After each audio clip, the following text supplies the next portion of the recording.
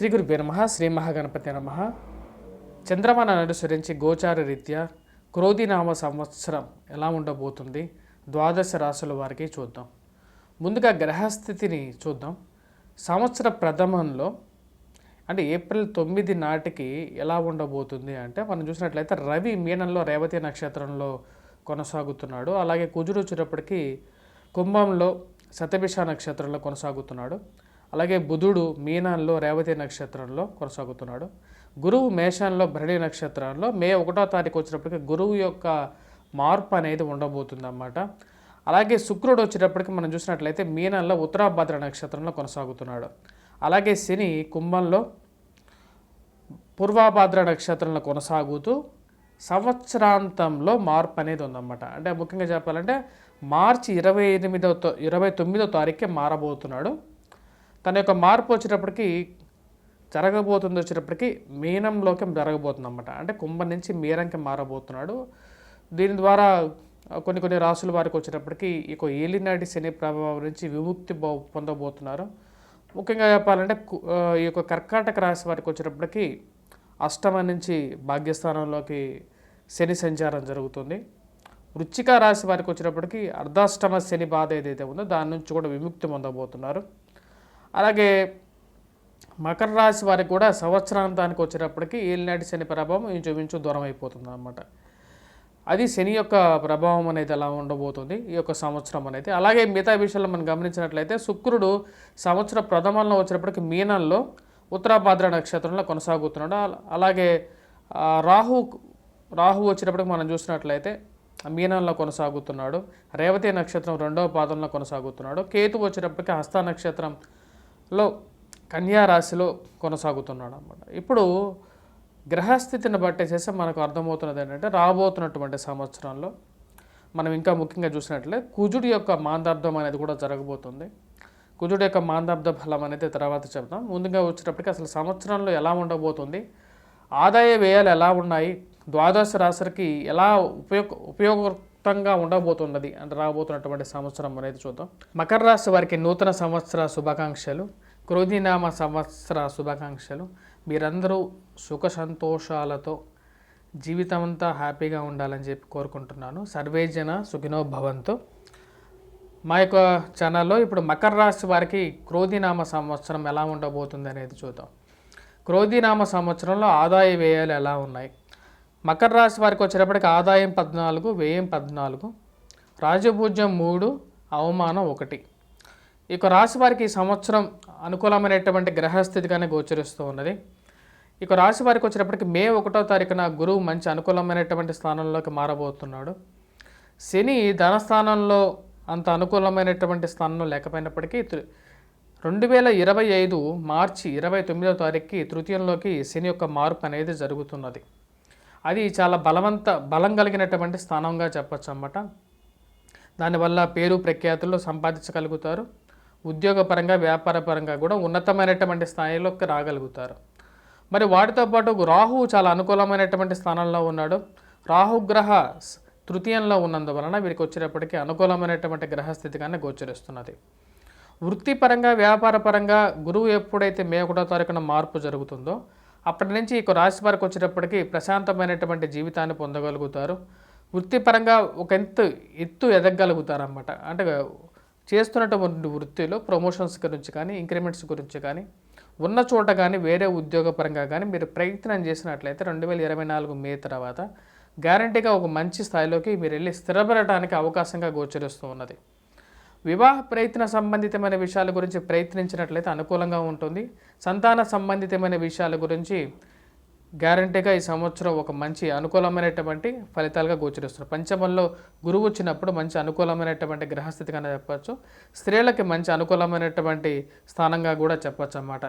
దీని ద్వారా పుత్ర సంబంధితమైన విషయాలు కలగటానికి ఆస్కారం అనేది ఎక్కువగా గోచరిస్తున్నది. ఉద్యోగపరంగా వ్యాపారపరంగా కూడా పంచమంలో వచ్చినటువంటి గురువు యోగకారకుడుగా కూడా శాస్త్రంలో చెప్పబడింది. అలాగే తృతీయంలో ఉన్నటువంటి రాహువు, తృతీయంలోకి రాబోతున్నటువంటి శని కూడా యోగకారకుడు. అధికమైనటువంటి ఖర్చుకి శని ఒక కారకుడుగా తయారవుతాడు. అధికమైనటువంటి ఖర్చును తగ్గించుకోవాల్సినటువంటి ముఖ్యమైన సూచనగా చెప్పబడుతుంది. అలాగే ఇరుగు పొరుగు సఖ్యత విషయాల్లో శని ధనస్థానంలో ఉన్నందువలన వీరు మాట్లాడేటప్పుడు కొద్దిగా అధికమైనటువంటి దూకుడుగా మాట్లాడడం వల్ల కొన్ని కష్ట నష్టాలు అనేవి కూడా ఎదురవుతూ ఉంటాయి ఈ రాశి వారికి. వ్యాపార సంబంధ బాంధవ్యాలు అనేవి ఎక్స్పెన్షన్లో చేయాలనుకున్నటువంటి మీ యొక్క ఆలోచన అనేది ముందుకు వెళ్తూ ఉంటుంది. ఆరోగ్యపరంగా కూడా అనుకూలత అనేది మే 1వ తారీఖు నుంచి పొందగలుగుతారు. వ్యవహార చిక్కుల నుంచి బయటకు రాగలుగుతారు. ధన సంబంధితమైన వ్యవహారాలు అనేవి సానుకూలపడే విధంగా ఉంటుంది. ఎన్నో రోజుల నుంచి ముడిపడినటువంటి విషయాలు ఏవైతే ఉన్నాయో వ్యాపారంలో అవన్నీ సానుకూలపడతాయి. ల్యాండ్ రిలేటెడ్ డిస్ప్యూట్స్ అనేవి కూడా ముందుకు సాల్వ్ అవుతూ ఉంటాయి అన్నమాట. ఉద్యోగపరంగా కూడా ప్రశాంతమైనటువంటి జీవితాన్ని మే నుంచి రాశివారు రాబోతున్నటువంటి క్రోధినామ సంవత్సరంలో పొందగలుగుతారు. ఖర్చు కూడా కొంచెం ఎక్కువగా ఉంటుంది. దానికి కారణం వచ్చేటప్పటికి ధనస్థానంలో ఉన్నటువంటి శని అన్నమాట. శని ఎప్పుడైతే ధనస్థానంలో ఉంటాడో అధికమైనటువంటి ఖర్చును సూచిస్తాడు. మీరు ఎంత సంపాదించినా సరే దానికి తగినటువంటి ఖర్చు కూడా ఈక్వల్గా ఉంటుంది. సంపాదన ఏం తక్కువగా ఉండదు. ఈ సంవత్సరం సంపాదన ఎక్కువగా ఉంటుంది. దానికి తగినటువంటి ఖర్చు కూడా కలిగి ఉంటారన్నమాట. పిల్లల ఎదుగుదల అనేది మీ మానసిక ప్రశాంతతకి గల కారణంగా తయారవుతుంది. ఇంట్లో వివాహం అనేది మే తర్వాత జరగటానికి అనుకూలమైనటువంటి గ్రహస్థితిగా గోచరిస్తూ ఉన్నది. పిల్లల యొక్క ఎదుగుదల వారికి వివాహం అనేది మీ మానసిక ఆనందానికి గల కారణంగా తయారవుతుంది. స్టాక్ మార్కెట్లో స్పెక్యులేషన్స్ ఈ సంవత్సరం అనుకూలమైనటువంటి ఫలితాలను ఇవ్వగలుగుతాయి. మే 2025 మార్చి తర్వాత స్టీల్ ఇండస్ట్రీస్లో ఇన్వెస్ట్మెంట్స్ అనేవి కలిసి వస్తాయి ఈ రాశి వారికి. దానికన్నా ముందు ఫుడ్ ఇండస్ట్రీస్లో ఎఫ్ఎంసీజీ స్టాక్స్లో కొంచెం అనుకూలించే విధంగా కూడా ఉంటుంది. డాక్టర్స్ ఇక్కడ రియల్ ఎస్టేట్ పనిచేస్తున్నటువంటి వారికి అనుకూలంగా ఉంటుంది. డాక్టర్స్కి వచ్చేటప్పటికి మంచి అనుకూలమైనటువంటి గ్రహస్థితిగా చెప్పవచ్చు. నర్సెస్ అలాగే ఫార్మాస్యూటికల్ సిబ్బంది, ఫార్మసిస్టులు, వారితో పాటు ల్యాబ్ టెక్నీషియన్స్ కూడా అనుకూలమైనటువంటి ఫలితాలుగా గోచరిస్తున్నది.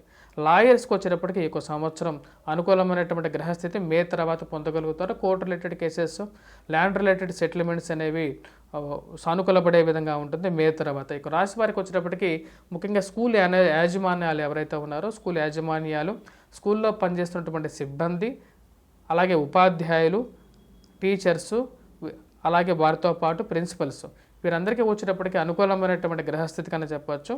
మే తర్వాత అనుకూలంగా ఉంటాయి. పుస్తక రంగ సంస్థల్లో పనిచేస్తున్నటువంటి వారికి, పుస్తక యజమానులకి, పుస్తక షాపు డీలర్స్కి వీరికి కూడా అనుకూలంగా ఉంటుంది.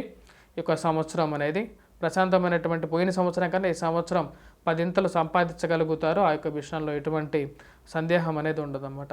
ఇక రాశి వారికి వచ్చేటప్పటికి ముఖ్యంగా మొబైల్ రంగంలో పనిచేస్తున్నటువంటి వారు, మొబైల్ షాపుల యజమానులు, మొబైల్ షాపుల్లో పనిచేస్తున్నటువంటి వారు, మొబైల్తో రంగంతో పనిచేస్తున్నటువంటి వారికి అనుకూలమైనటువంటి గ్రహస్థితి కన్నా చెప్పవచ్చు. ఇంజనీరింగ్ రంగం నిపుణులకు వచ్చేటప్పటికి ఈ సంవత్సరం అనుకూలంగా ఉంటుంది. ఇంజనీరింగ్ రంగంలో పనిచేస్తున్నటువంటి యజమానులతో పాటు ఇంజనీరింగ్ రంగంలో పనిచేస్తున్నటువంటి వారు, ఉద్యోగస్తులు, వ్యాపారస్తులకు కూడా అనుకూలమైనటువంటి గ్రహస్థితిగా చెప్పవచ్చు. బంగారు రంగ షాపుల్లో పనిచేస్తున్నటువంటి వారు, బంగారు దుకాణ యజమానులకి కూడా సంవత్సర ప్రథమాల్లో అనుకూలమైనటువంటి ఫలితాలు పొందగలుగుతారు.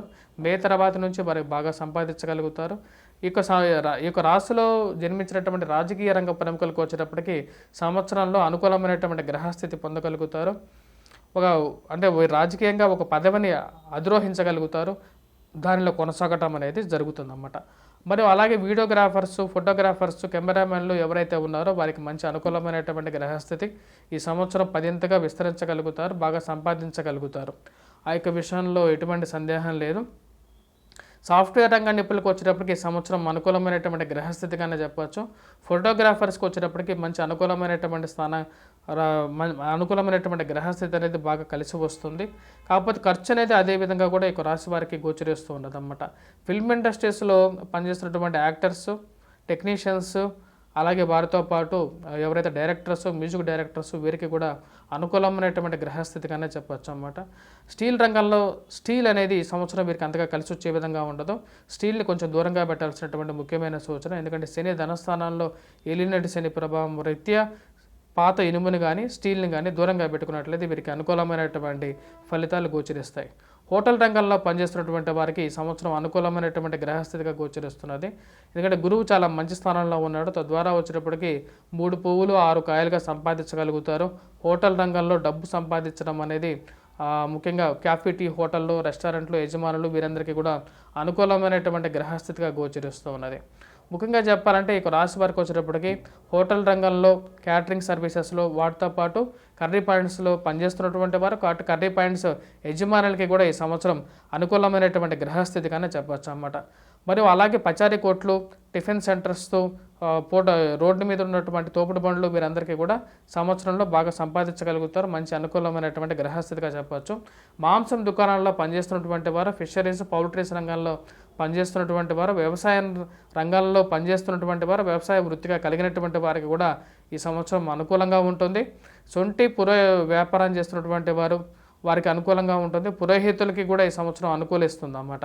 చేతి వృత్తి పనుల వారు, ఉక్కు పరిశ్రమల్లో పనిచేస్తున్నటువంటి వారికి అంత అనుకూలించదు. ఉక్కు లోహంతో బిజినెస్ చేసే వారికి కూడా అంతగా అనుకూలించదు కాబట్టి తగు జాగ్రత్తలు తీసుకోవాలి.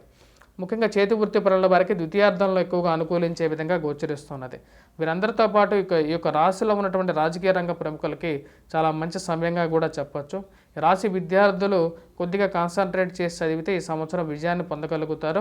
గ్రూప్స్, సివిల్స్ ఎగ్జామ్స్కి ప్రిపేర్ అవుతున్నటువంటి వారు, అలాగే ఐఐటి, జిప్మర్, నైపర్ ఈ యొక్క ఎగ్జామ్స్ ప్రిపేర్ అవుతున్నటువంటి వారు, ఎంసెట్ ప్రిపేర్ అవుతున్నటువంటి వారికి కూడా మంచి సానుకూలమైనటువంటి ఫలితాలు గోచరిస్తున్నాయి. ఇక రాశిలో ఉన్నటువంటి స్త్రీలకి ముఖ్యంగా చెప్పాలంటే వివాహ ప్రయత్నాలు అనేవి లాభించే విధంగా ఉన్నాయి. పురుషులకి కూడా వివాహ ప్రయత్నాల గురించి ప్రయత్నించినట్లయితే గురువు అనుకూలమైనటువంటి స్థితిలో ఉన్నందువలన అనుకూలమైనటువంటి గ్రహస్థితిగానే చెప్పవచ్చు అన్నమాట. ఈ యొక్క రాశిలో ఉన్నటువంటి మకర రాశి వారికి వచ్చేటప్పటికి ఓవరాల్గా ఈ సంవత్సరంలో సానుకూలమైనటువంటి గ్రహస్థితిగానే గోచరిస్తున్నది. ఈ యొక్క రాశి వారు ఎటువంటి పరిహారాలు చేసుకున్నట్లయితే మరిన్ని సానుకూలమైనటువంటి ఫలితాలు పొంది అఖండంగా యోగించబోతుంది అనేది చూద్దాం. ఇక రాశి వారికి, మకర రాశి వారికి వచ్చేటప్పటికి ముఖ్యంగా చెప్పాలంటే శని అంత అనుకూలమైనటువంటి గ్రహస్థితిలో లేడు కాబట్టి బ్లాక్ సాఫైర్ అంటే కాకి నీలాన్ని 3 నుంచి 5 క్యారెట్స్ వీరు మధ్య వేలు, పొడగాటి వేలు ఏదైతే ఉందో దానికి ధరించి సిల్వర్లో ధరించవచ్చు. దాన్ని ధరించి దాంతోపాటు శనికి తైలాభిషేకం కానీ, నువ్వుల నూనెతో శని ముందు దీపాన్ని వెలిగించడం కానీ, నువ్వులను దహనం చేసినట్లయితే అనుకూలమైనటువంటి ఫలితం పొందగలుగుతారు. వాటితో పాటు శనిగ్రహ అష్టోత్తరాన్ని పఠించటం, అలాగే శనిగ్రహ కవచాన్ని పఠించినట్లయితే మంచి అనుకూలమైనటువంటి ఫలితాన్ని పొందడం అనేది జరుగుతుంటుంది. ఇక రాశివారు ముఖ్యంగా వచ్చినప్పటికి గోధుమతో చేసినటువంటి రొట్టెలను పంచినట్లయితే దేవాలయాల్లో మంచి అనుకూలమైనటువంటి ఫలితాలు పొందగలుగుతారు. అలాగే పాత చెప్పులను కూడా మీరు ఎక్కడైనా సరే దేవాలయాల్లో వదిలిపెట్టినట్లయితే కూడా మంచి అనుకూలమైనటువంటి ఫలితాలు పొందగలుగుతారు. శనిగ్రహ కవచాన్ని పఠించడం అనేది కూడా ముఖ్యమైన సూచనగా చెప్పడం జరుగుతుంది. వీటన్నిటితో పాటు ఈ యొక్క రాశివారు చేసుకోవలసినటువంటి ముఖ్యమైనటువంటి పరిహారాల్లో గురుగ్రహాన్ని పరిహారాన్ని పెంచుకోవటం అన్నమాట. గురుగ్రహ బలాన్ని పెంచుకోవటానికి పుష్యరాగాన్ని కూడా ధరించవచ్చు. 3 నుంచి 5 క్యారెట్స్ డైరెక్షనల్ ఫింగర్కి ధరించవచ్చు. దాన్ని ధరించకపోతే సింపుల్ రెమెడీస్గా వచ్చేటప్పటికి ప్రతి గురువారం లైట్ గోధుమ రంగు కలర్ కలిగినటువంటి ఒక షర్ట్ని కానీ, ప్యాంటుని కానీ, లేకపోతే స్త్రీలు దానికి తగినటువంటి రంగులో ఉన్నటువంటి బట్టను ధరించినట్లయితే వీరికి మంచి అనుకూలమైనటువంటి ఫలితాలు పొందగలుగుతారు. గురుగ్రహ కవచాన్ని పఠించాలి ఈ యొక్క రాశివారు. మరి వాటితో పాటు మీరు గోధుమతో చేసినటువంటి రొట్టెలని కానీ, ఏదైనా ఒక గోధుమ రవ్వ ఉప్మాని కానీ మీ యొక్క దేవాలయాలు దగ్గరలో ఉన్నటువంటి దేవాలయాల్లో పంచినట్లయితే గురువారాల పూట అనుకూలమైనటువంటి ఫలితం పొందగలుగుతారు. గోధుమ రవ్వతో ఉప్మాతో పాటు గోధుమ రవ్వతో స్వీట్ చేసి సాయిబాబా దేవాలయాల్లో పంచితే ఇంకా ఎక్కువగా అనుకూలమైనటువంటి ఫలితం పొందగలుగుతారు. వీటన్నిటితో పాటు కేతుగ్రహ అనుకూలత అనేది కూడా ఈ రాశి వారికి చాలా ముఖ్యం అన్నమాట. కేతు అంత అనుకూలమైనటువంటి గ్రహస్థితిలో లేడు కాబట్టి కేతు గ్రహానికి ఎటువంటి పరిహారం చేసుకోవాలనేది చూద్దాం. కేతువు ఈ రాశి వారికి వచ్చేటప్పటికి మనం గమనించినట్లయితే ఈ రాశి వారికి వచ్చేటప్పటికి భాగ్యస్థానంలో ఉన్నాడు. మకర రాశి వారికి భాగ్యస్థానంలో ఉన్నటువంటి కేతువు వచ్చేటప్పటికి వృత్తిపరంగా మరియు తండ్రి గారితో చిన్న చిన్న పొరపత్యాలు కూడా కలిగించే విధంగా ఉంటాడు కాబట్టి ఈ యొక్క రాశి వారు చేసుకోవలసినటువంటి పరిహారం ముఖ్యంగా వచ్చేటప్పటికి వీరు పూజించాల్సింది కేతుగ్రహ కవచాన్ని బాగా పఠించాలి. అలాగే వినాయకుడిని ఎక్కువగా పూజించినట్లయితే వీరికి అనుకూలమైనటువంటి ఫలితాలు పొందగలుగుతారు.